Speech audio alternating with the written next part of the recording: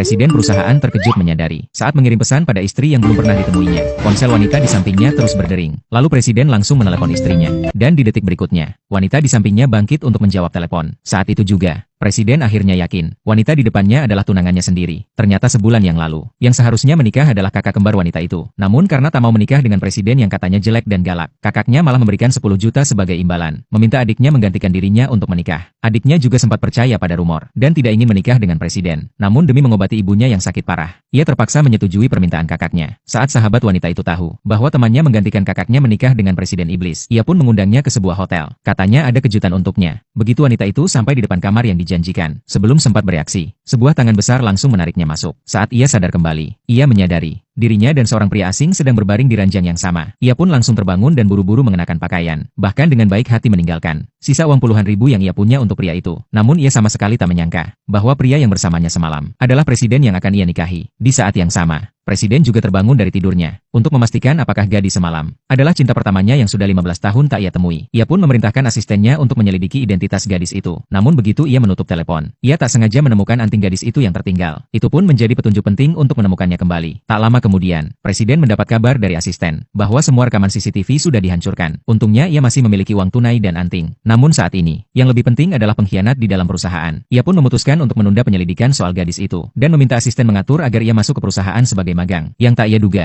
begitu masuk kerja ia langsung melihat gadis itu dan mencium aroma obat yang sama seperti kemarin. Ia pun mencoba mengeluarkan anting itu. Begitu gadis itu mengaku itu miliknya, Presiden hampir yakin dengan kebenarannya. Kemudian ia segera memerintahkan asisten untuk menyelidiki keberadaan gadis itu kemarin. Baru saja ia menyimpan ponsel, gadis itu datang sambil membawa setumpuk data klien, memintanya memilih satu klien untuk diajak ikut proyek. Namun ia langsung menolak, karena ia sama sekali bukan lulusan desain. Gadis itu langsung curiga, menebak bahwa identitasnya tidak sederhana. Karena seorang lulusan manajemen bisa masuk departemen desain, pasti ada hubungan keluarga dengan Presiden atau orang dalam. Presiden yang nyaris ketahuan hanya bisa memuji kecerdasan gadis itu. Tepat saat itu, asisten menelepon, mengabarkan bahwa calon mertuanya menyiapkan jamuan keluarga, agar pasangan muda itu bisa bertemu, demi menenangkan neneknya. Presiden pun terpaksa menyetujui. Malam harinya, Presiden datang ke restoran sesuai janji, bersama calon mertuanya menunggu sang tunangan. Namun wanita itu karena lembur kerja, sama sekali lupa akan janji tersebut. Presiden menunggu berjam-jam, tak melihat bayangannya sama sekali. Akhirnya ia pun pergi dengan kecewa. Sebelum pergi ia sempat berpesan pada calon mertuanya, untuk tidak memberitahu siapapun bahwa ia sudah datang. Lalu ia pun segera meninggalkan tempat itu. Sesampainya di kantor, ia melihat gadis itu masih lembur sendirian. Ia pun membelikannya segelas teh susu kelapa muda. Itu adalah rasa favorit gadis itu. Dan Presiden tahu karena sebelumnya, ia sudah memerintahkan orang untuk menyelidiki keseharian gadis itu. Setelah tahu gadis itu sempat mampir ke toko minuman dan membeli teh susu kelapa muda sebelum ke hotel, Presiden makin yakin